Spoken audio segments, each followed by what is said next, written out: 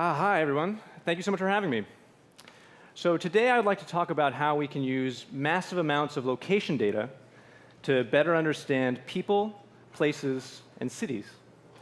So for years, we've seen that people create these valuable digital trails when they click around the internet, revealing their tastes and their preferences. But cities aren't filled with people just sitting at their desks all day online, although it may feel that way sometimes.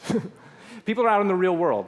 They have their mobile phone, they're interacting with places and people, and so we're seeing this new kind of digital trail emerge that's based on carrying around a device like this everywhere you go. I would argue that many online social networks are a bit biased. I mean, who here is actually friends with everyone that they know on Twitter or Facebook? Every day, millions of people take out their mobile phones and check into the places that they're at on a social network called Foursquare. And we think that this kind of data is incredibly valuable for building these rich tools that make the real world easier to use. So first, I'd like to show you what some of this data looks like, and then I'd like to talk about how we're using this data to build new tools for both consumers and for merchants. So just a quick overview. Foursquare is aware of about 50 million places worldwide. We have over 30 million users. We've collected over 3.5 billion check-ins, and we get around 5 million check-ins per day. You've probably seen people when they get to a place, they pull out their phone and they check in to share the place that they're at with friends or to discover new places, to get tips or deals. And so when we plot a few months of these check-ins on a map, it looks something like this. Here's a picture of New York. So here I've just plotted every single check-in for the last few months as a glowing white light. It's amazing to see the entire city lit up with this data. You can perfectly see the outlines of JFK. I think it's amazing, maybe a little bit disturbing, how lit up the bridges are. I hope people are driving safely and not checking in while they're driving. But it's incredible to be able to see every single place in the city lit up by this data. Here is Istanbul. You can see the ferry lines of people crossing the Bosphorus. Again, you can just see that this very vibrant city is lit up by this activity of these mobile devices. Here's what Moscow looks like in terms of check-ins. So what we've seen is that these check-ins actually can act somewhat like an EKG or like a pulse of a city. I'm just showing some static maps now, but we could ask ourselves sort of, what happens when a major event happens in a city? Can we capture that with this data? So this is what happened when Hurricane Sandy hit New York last fall. You can see this strong daily pulse of check-ins in New York City. This is coming up to the storm. And then when Tuesday comes around, you can see that Lower Manhattan completely goes dark as people, as we lose power down there and people leave to go to other parts of the city. This predictable pulse, we think, is incredibly valuable. And I don't think anyone ever is able to capture anything like this before. So if we look at, for instance, what this would mean for a grocery store, we see that every single day in New York, grocery store check-ins peak at around 200 per hour sometime in the late afternoon. But then on the 2 days up until before the storm, we see that this giant surge in grocery store check-ins as people go out to stock up before this thing is about to hit. You see that it peaks at over 700 or 800 check-ins per hour at grocery stores. And then you can see that this pattern is disrupted. We think that this strong, predictable pulse of the businesses in a city is a very useful piece of data. Here's another visualization which I think shows off this idea of a city having a pulse. On the left, again, we're plotting check-ins, but here we're plotting people moving between places. So anytime a person checks into one place and then another place, we plot it as an animated dot. On the left, we see New York City, and on the right, we see Tokyo. And again, you can see how every morning people stream into the city, and then they go to work, they get some food, and then nighttime comes. You can see how New York quiets down, Tokyo much more so than New York. These are all adjusted for the local time.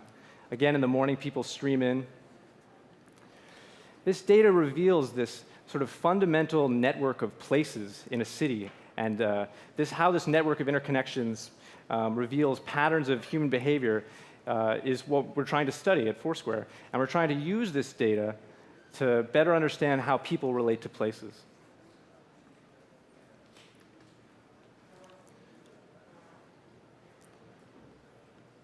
So we think that we can use this data to predict where people will go next. We can actually quantitatively measure for the first time that people are very likely to be repeatable. We know that, for example, there's a 73% chance that a person will go back to a place that they've been before. We know that there's a 62% chance that a person will go to a place that one of their friends has been. We know that when a person is at an airport, there's an increased probability that they're going to go to certain kinds of other places, like if they're at an airport, they might go more to rental car companies. We know that if they're at a movie theater, they're likely to be looking for certain things for after the movie, like drinks or dessert. For the first time, we can use this data to quantitatively measure this probability of where someone's likely to go next when they're in their city. And the reason why we think this is important is because what we want to do for users is we want to provide these contextually relevant search and recommendations in our app. And what we want to do is we want Foursquare to seem like a knowledgeable local friend. And a friend wouldn't just butt into the conversation and interject about every single place that happens to be in the city nearby.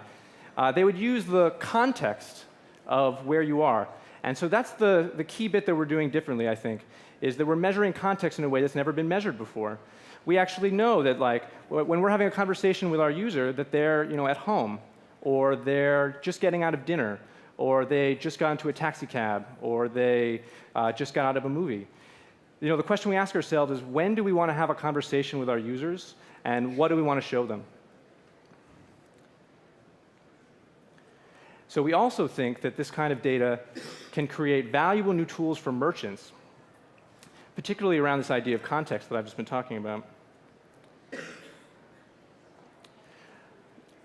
Let's consider a coffee shop like La Colombe. This is a great coffee shop. It opened about a year ago in the East Village. And so what can we learn about this coffee shop by looking at this amazing new source of data? So in the past, someone might make a plot like this when a new coffee shop opens. They might have a guy out there sitting by the front door with one of those metal clickers, counting how many people come into the door of his store. And this is a great way to get analytics about your real-world business. But it's kind of a very limited perspective. And so here I'm just plotting the number of check-ins per day as the number of days increased since this coffee shop opened. But what's really going on here is that this business isn't interacting with individuals. It's interacting with this vast entity, this social network of people, all with these different interconnections. So here is what I think is really going on when a coffee shop opens. So what I've done here is I've plotted on a map everybody who'd ever go to La Colombe and all the social connections between them. So each dot in this map is a person, and each line or edge is a connection between people, if they're friends on Foursquare. And you can see that when people check into La Colombe, they light up their area of the social graph as they share this place with their friends. For years we've seen how people can track memes on the internet and viral growth. For the first time, we can track how places spread virally on this social graph. And so when we have the ability to measure the social graph and to measure context, the question is, can we provide tools to merchants to allow them to accelerate this growth? And we think that there's pretty much that without using data like this, you wouldn't be able to tell whether you're targeting a person who might be able to light up a whole new section of this social graph, or someone who might not turn out to be a good customer, or someone who might be in the wrong state of mind to accept a recommendation to go to this great coffee shop.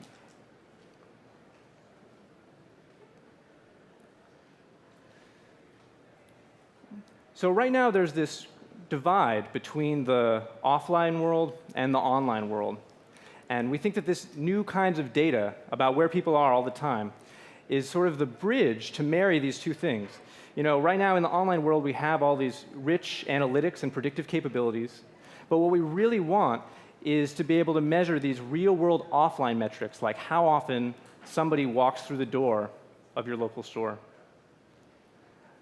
Thank you so much.